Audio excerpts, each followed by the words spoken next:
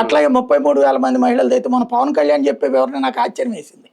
ఏంటది అమిత్ షా కూడా చెప్పాడు కదా, ఏమని చెప్పాడు, బండి సంజయ్ ప్రశ్నోత్తరాల సమయంలో ప్రశ్న వేశారు వీళ్ళు, దాంట్లో చెప్పాడు 33,000 మంది కాదు మొత్తం 45,000 మందిలో దాదాపు 43,000 మంది వచ్చేసారు, 1,500 1,400 ఉందని చెప్పేసి.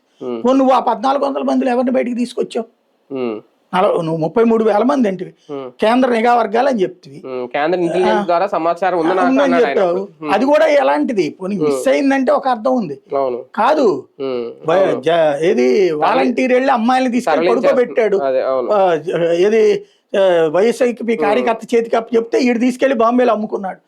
ఏమిది ఇప్పుడు దానికి ఏదన్నా అడిగితేనేమో దాని కింద 100 బూతులు.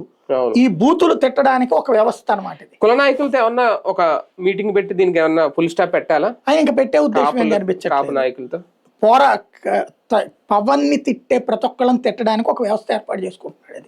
ఆయనే ఏర్పాటు చేసుకుంటున్నారా వ్యతిరేకంగా? పవన్ కళ్యాణ్ ఎవరన్నా విమర్శిస్తే, పవన్ కళ్యాణ్ ఒక 1000 మంది విమర్శిస్తే వాళ్ళని 25,000 మంది విమర్శిస్తారు. ఇప్పుడు ఈ గ్రూప్ తో కలిపి 50,000 మంది విమర్శిస్తారు. అందుకేనా ఈ సేనా గలం అందుకు ఉపయోగపడుతుంది ప్రస్తుతానికి. రైట్, చూద్దాం నిజంగా.